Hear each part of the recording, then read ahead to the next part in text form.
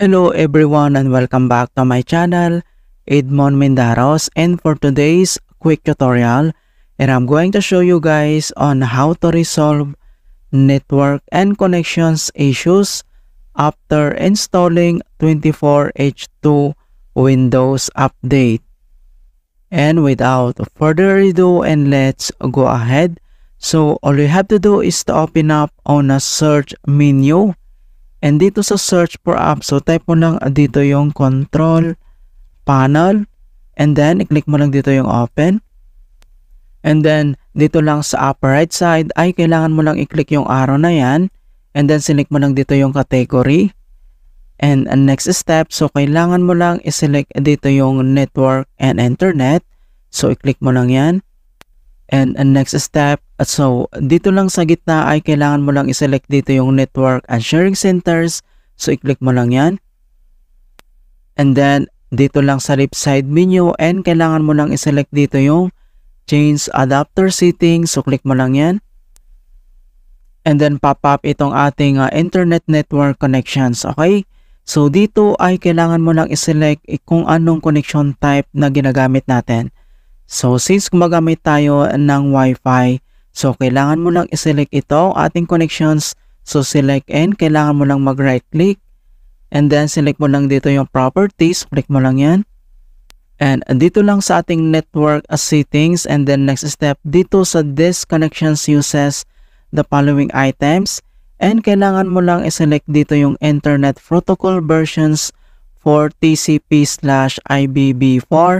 So, i-click mo lang yan. And then, dito lang sa baba ay kailangan mo lang i-click dito yung properties. So, click mo lang yan. And then, dito sa kanyang internet protocol versions properties.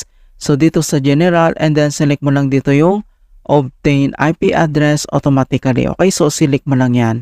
Select dito din sa baba. I-select mo dito yung obtain DNS servers address automatically. Alright. And then next step ay kailangan mo lang i-click dito yung okay. And then close lang natin yan. And other solution na pwede natin gawin. So dito lang ulit sa search menu. And dito sa search for app. So type mo lang dito yung device manager. And then i-click mo lang dito yung open.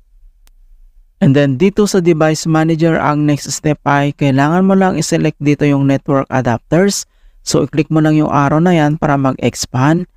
And then, ang next step ay dito, kailangan lang i-update itong ating network adapters driver. Okay? So, i-select mo lang yung ating connections na Intel Wi-Fi. So, click mo lang yan. And then, kailangan mo lang mag-right click. And select mo lang dito yung update driver.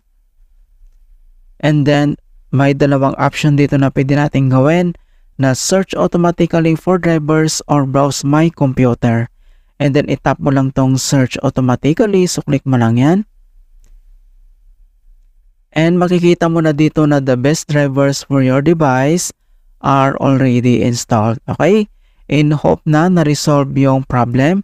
But if the error still persists, so ang next solution na pwede natin gawin, so same ulit dito sa search menu. And dito sa search for app, so type mo lang dito yung network reset. So type mo lang yan.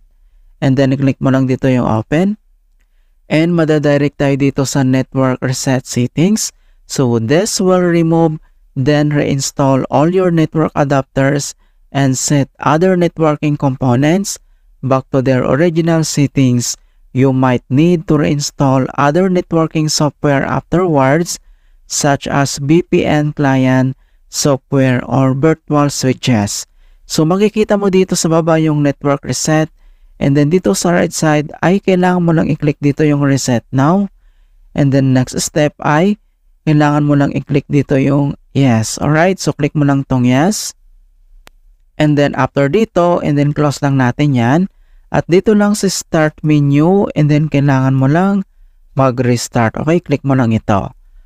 Ayan, so ganoon lang po kasimple on how to fix the network and connections issues after installing 24H2 update.